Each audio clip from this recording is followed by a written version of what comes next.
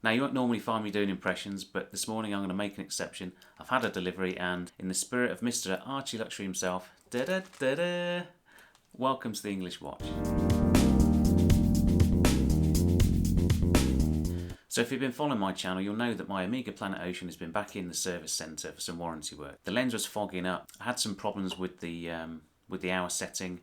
They told me it was the setting lever. And although the experience had been very positive throughout, Omega being very good at communicating with me about what they were doing, what the progress was, we had a little bit of a blip at the end and a bit of miscommunication around whether I needed to pay something for the crystal or not. Anyway, in the end, Omega came good. They agreed that they had said they were going to do it for nothing, and sure enough, today my watch has returned.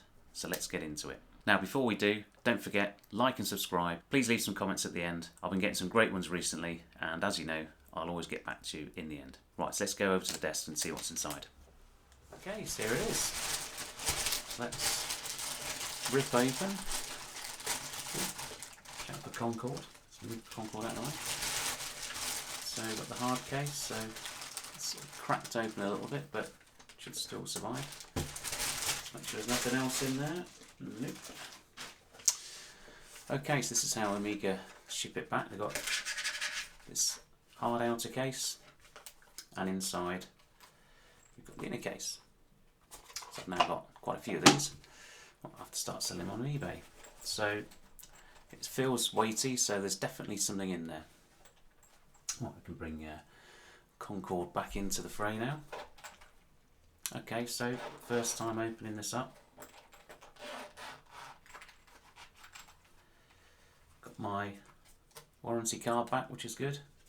So every time it goes in for a service, it gets an additional 2 years. Now this should still have its 2 years anyway, because it's within that period.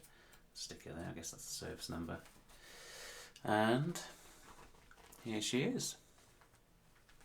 Big blue.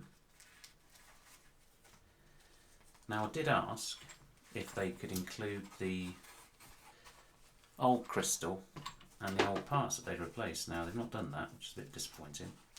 I can't imagine I'm going to get those back at all, but I will contact them.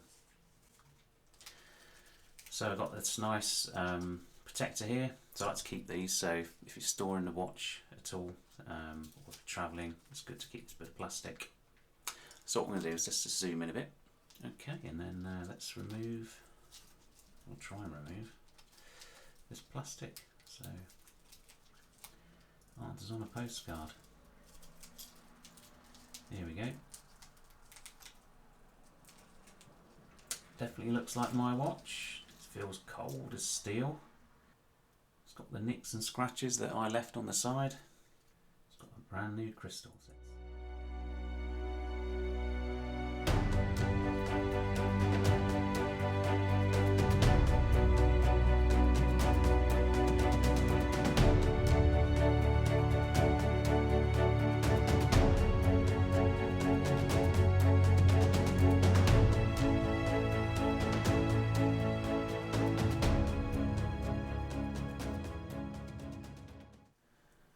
Here it is. This is the Planet Ocean. This is the 43.5mm version in blue, ceramic bezel, ceramic dial. The hand is sweeping round, which is good. It's got the 8900 caliber movement in there, which looks shiny. Now, interestingly, that rotor is quite free spinning. Now, one thing that I noticed when I went into the dealer the other week and I tried on the original orange with the white dial. I'll put that on Instagram, by the way, so go and check that out. The rotor on that one, I did comment at the time, moved a lot smoother than mine. Mine was a bit more, I call it digital if you like. And this one is as I'd expect it. You can't really maybe just see that. You see it wobbling nicely. Mine was a bit stiffer. Now, they did comment on this watch, on the CIS system that I explained to you last time, that although I didn't put it down, they did note that it had erratic timing. Now, you could argue that was down to the way that the watch was running, because you couldn't set the hour, but it had been in for previous warranty work with erratic timing. Now, although it did keep reasonable time, when I put it on a timing app, if I put it down in a watch box overnight, dial up, it was gaining, sometimes up nearly 10 seconds in 24 hours, which is well over their MATAS certification, which is 0 to +5 seconds a day average. But if I wore it every day, it kept pretty good time. Now, obviously that's a pain when you rotate your watches throughout the week and you put the watch down, it gains a load of time. None of my other watches do that. My Tudor loses 2 seconds a day regardless of what you do with it, which for me is good accuracy, and with a bit of regulation would bring that back in nicely. So anyway, so they've obviously noted something here. So it'll be interesting to see once we get this back on the wrist and wearing it regularly. I'll do a week's worth of timing and then get back to you. Now, one thing is clear. This watch has been cleaned to within an inch of its life. The bracelet is beautifully supple. I can see as well that they have changed the screws. I did ask them to change the screws because I had, not mashed, but I'd nicked or burned some of the screws. And they have changed those for me, which is good. And and the spring bars feel pretty tight as well, so I imagine they've changed those as well. So anyway, let's dispense with the Tudor. Now, this is a watch that I have reportedly fallen out of love with and was thinking of getting rid of, but I've been wearing it this week, and do you know what? I've been enjoying it again, and I think you can get a little bit lost with this ridiculous hobby, where these are all nice pieces. There's no bad ones, and sometimes you've just got to give them a chance. So my Submariner and my Speedmaster have stayed in their box. Let's tighten that up a bit, for a week or so, and I've been wearing the Tudor casually as it's intended to be worn. And I even went into the office yesterday and wore a dark blue shirt, and the dark blue shirt with this brown strap. There you go. So you can see that I thought it went really well. I thought it was really smart. Sort of business casual. So maybe sat here going mad, working from home has gone to my head. But I think for the time being, I'm going to keep this one in the box.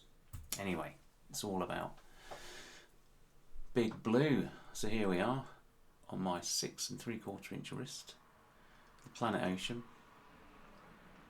Now, some will say that it's oversized, but it's really compact across the wrist. Nice short lug-to-lug width. And although it does wear tall, this is a watch that you wear with shorts and a polo top. I wouldn't normally wear this to work. I have done, but I wouldn't normally. And I think you'll agree, in blue, it looks pretty damn smart. Okay. What's next, I hear you ask? Well, in here, my wonderful blue rubber strap. So at some point today, maybe now, decisions, do I put it on now or do I enjoy it for a bit on the bracelet? I don't know. Bracelet feels so nice. I can't believe it. You forget. You do forget. Do you know what? I think I'm going to keep it on the bracelet for a bit. And then I'll report back later when it's on the rubber and show you what it's like. Okay, so I've hacked the watch at 12 o'clock, so we're going to set the time so it's 9:34.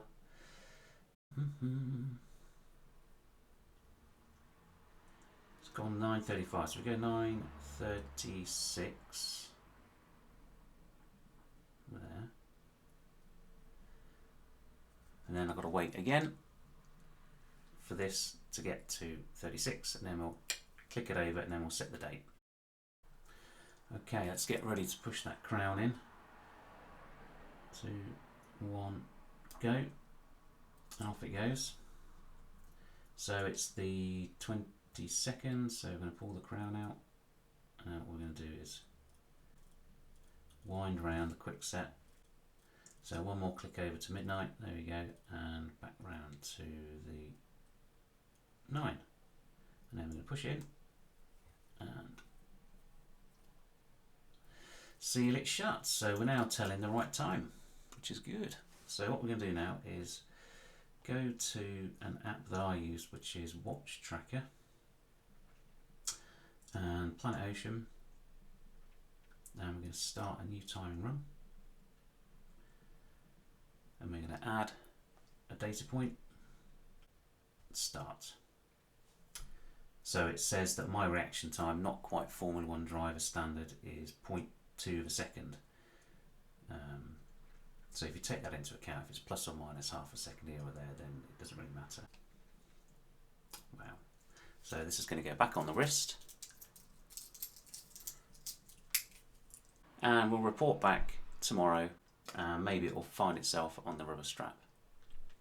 See you soon.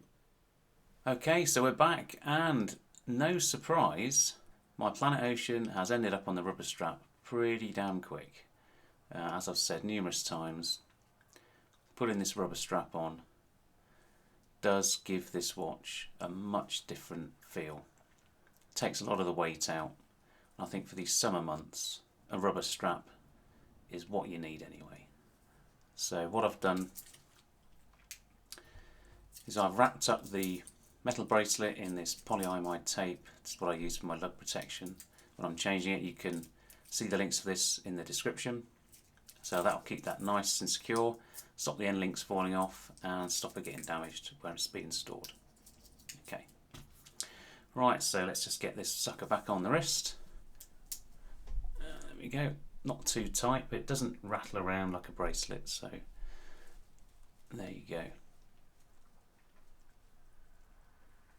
I think this blue strap, because it's plainer in its appearance, isn't the same as the factory fit alligator style strap.